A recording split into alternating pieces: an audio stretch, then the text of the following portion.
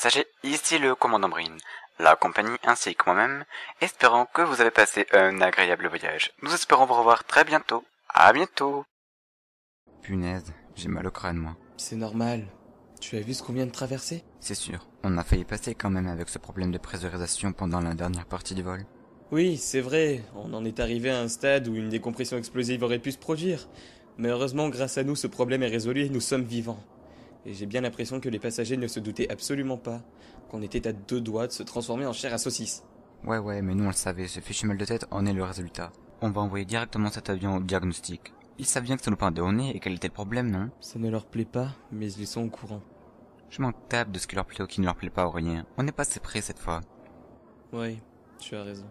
Je me dis que je commence à être un peu trop vieux pour ce genre de boulot. Tu plaisantes? C'est normal que tu dises ça, en particulier à la fin d'une telle épreuve. Commandant Brin? C'est moi. Je crains d'avoir de mauvaises nouvelles à vous annoncer, commandant. À cause de la dépressurisation? C'est à propos de votre femme, commandant Brin.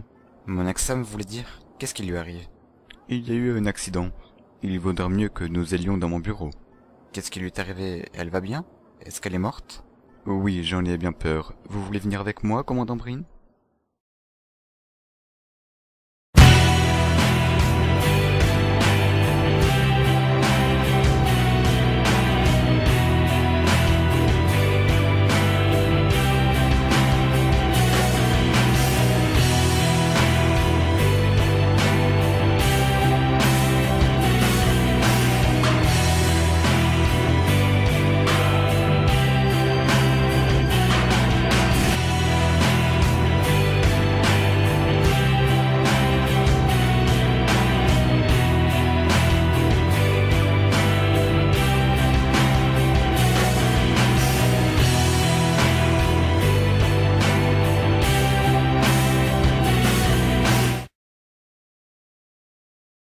Chers voyageurs, ici la compagnie du vol 26 d'American Pride. Dans une quinzaine de minutes, l'avion sera en l'air pour ce vol intérieur connu des habitués comme le vol des yeux rouges. Un incendie. Une saloperie d'incendie. Mais qu'est-ce qui a pu arriver au détecteur de fumée? Un immeuble flambant neuf?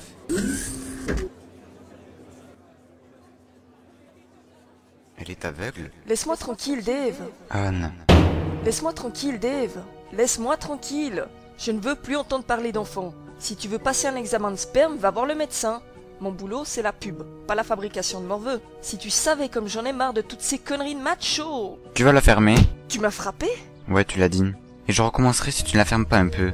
Ta langue de vipère, t'as pas intérêt à la ressortir. Vaudrait mieux la boucler. Je te le dis franchement, les beaux jours sont terminés maintenant. Si tu as besoin de donner des coups de pied à quelqu'un dans cette baraque, achète-toi un clébard, ok? Elle me manque. Maintenant qu'elle a disparu à jamais, elle me manque. Excusez-moi, veuillez m'excuser, commandant. Désirez-vous du café ou du jus d'orange? Bien entendu. J'ai aussi du champagne. Non, merci. Rien. Et rien non plus pendant le vol, s'il vous plaît. Je crois que je vais dormir jusqu'à Bridgeport. Quel temps est prévu? Quelques nuages à 20 000 pieds au-dessus des grandes plaines jusqu'à Bridgeport, mais aucun problème. Oh, et on nous signale des aurores boréales au-dessus des déserts de Zarbville. Vous aurez peut-être envie de rester réveillé pour les voir. Vous blaguez? Des aurores boréales au-dessus de Zarbville? À cette époque de l'année? C'est ce qu'on nous a dit. Il y a quelqu'un qui a dû visiter votre champagne. Je crois que je vais piquer un roupillon. Merci. Très bien, commandant. C'est vous le commandant qui vient de perdre sa femme, n'est-ce pas? Mon ex-femme en réalité. Mais c'est bien de moi qu'il s'agit. Je suis absolument désolée pour vous. Merci. Ai-je déjà volé avec vous, monsieur? Je ne pense pas. Cela fait près de 4 ans que je pilote sur les vols qui traversent l'océan. Dave Brin. Mélanie Trevor.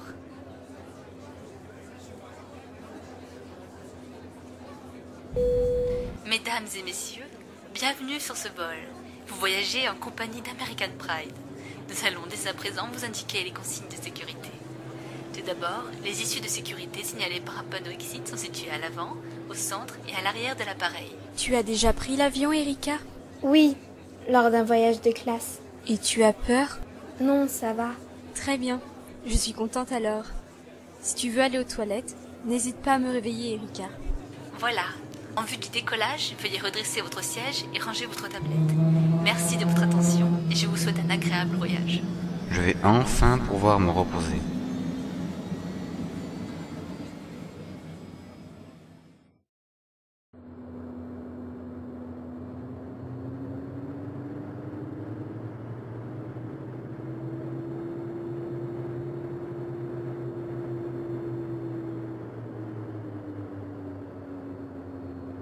Tante Vicky, je peux avoir un verre d'eau?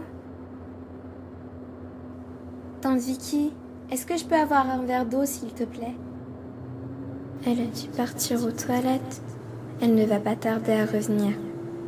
Si Tante Vicky m'avait frôlé pour gagner l'allée au cours des 2 ou 3 dernières minutes, je l'aurais senti passer.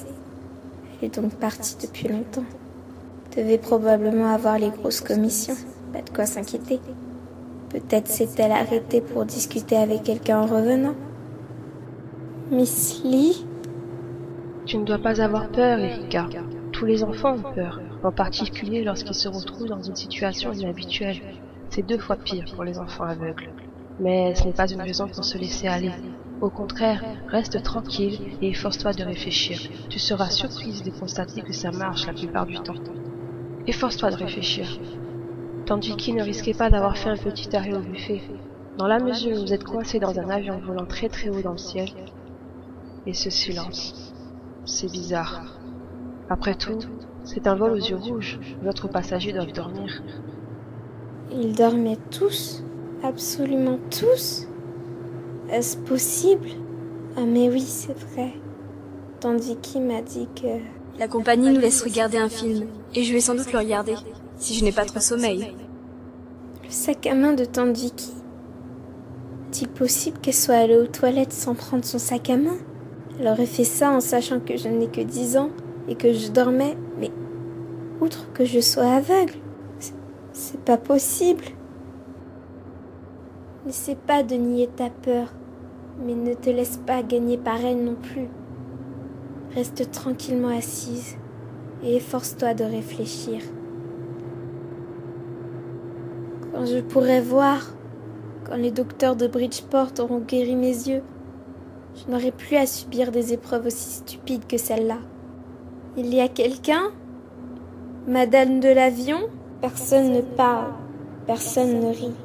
Je dirais que ce film n'est pas aussi amusant que le croyait Tante Vicky. J'ai tellement peur. J'ai envie de crier pour que quelqu'un vienne à moi. Mais je ne crierai pas. Je ne gênerai pas Tante Vicky. Il ne faut pas que je réveille tous ceux qui dorment pour ne pas faire peur à ceux qui regardent le film. Pour ne pas qu'ils arrivent en courant et en disant « Regardez la petite fille aveugle qui a peur !» Mais c'est bizarre. J'ai la vague impression, le sentiment qu'il n'y a personne dans mon rayon d'action. Absolument personne. Punaise, la baisse de la pression atmosphérique est beaucoup trop élevée. Si on ne fait rien, on va tous y passer, bordel.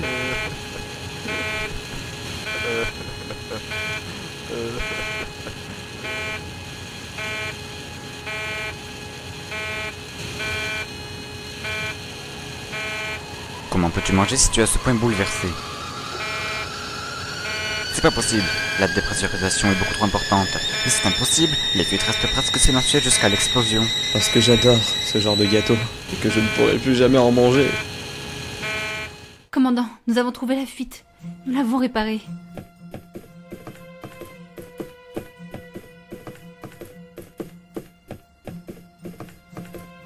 Anne, qu'est-ce que tu fais là? Fais attention aux flammes. Qu'est-ce que tu racontes?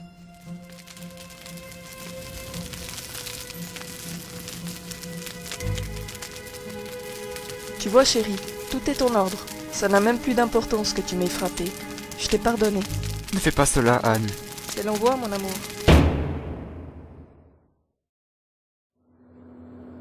S'il vous plaît, quelqu'un peut me répondre? Je suis désolée, mais ma tante est partie. Je suis aveugle. Oui, y a quelqu'un?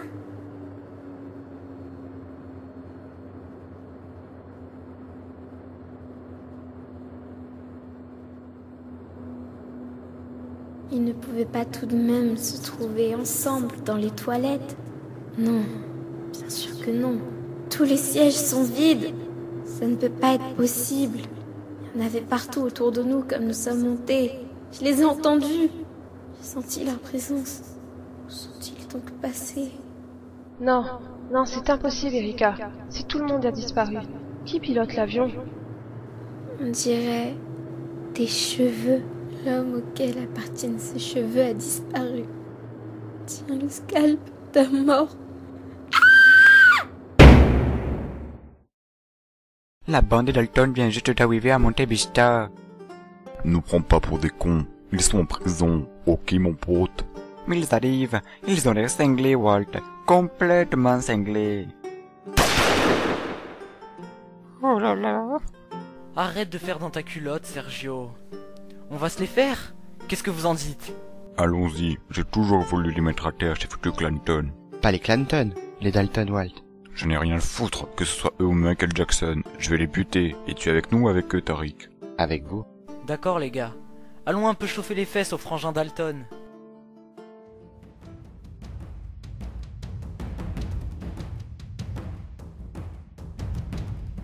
Tiens, voyez donc un peu qui se trouve ici. Walt. Seigneur, c'est Tariq Costner. Vous pouvez commencer à numéroter vos têtes, les mecs. À ce que je sais, il y a plein de places en enfer. Petit con. Si tu crois... Si quelqu'un pouvait empêcher cette môme de brailler, ce serait aussi bien. Qu'est-ce qu'elle a donc? Je contrôle la situation. Pour qui elle se prend? Pour une vedette de cinéma ou quoi? Eh, qu'est-ce qui t'arrive, petite? Où sont les gens? Au secours, aidez-moi! Eh, hôtesse.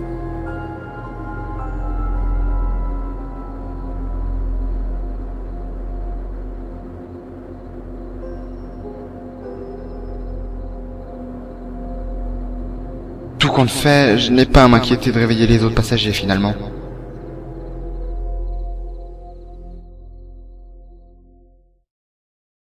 Je suis sûr que c'est Anne que j'ai entendu crier.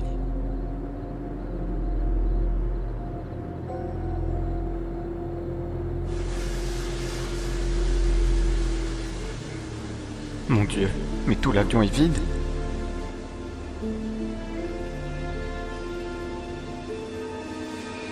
Qui c'est qui a crié? Est-ce que l'avion a un problème, monsieur?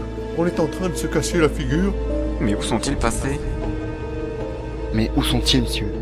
Est-ce que nous avons atterri quelque part pendant que je dormais? Ma tante est partie. J'ai cru que l'avion était vide. J'ai cru que j'étais toute seule. Où est ma tante Vicky, s'il vous plaît?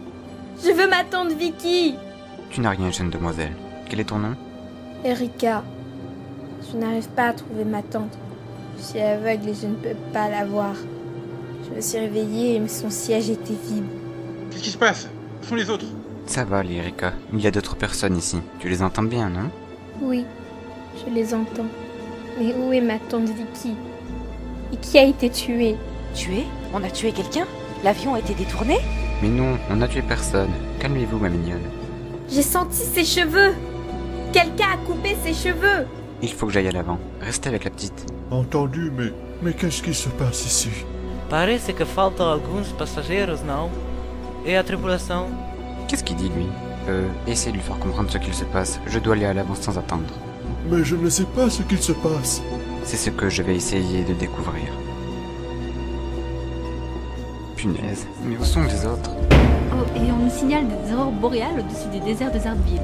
Vous aurez peut-être envie de rester réveillé pour les voir. Laisse tomber ce truc, c'est pas ça. Mais qu'est-ce qui a bien pu se passer? Hé, les gars, ouvrez cette porte. Le personnel du bord a disparu. La plupart des passagers ont disparu. Je suis prêt à parier que les pilotes ont également disparu. C'est pas possible. Le vol 26 à destination de Bridgeport navigue sur le pilotage automatique.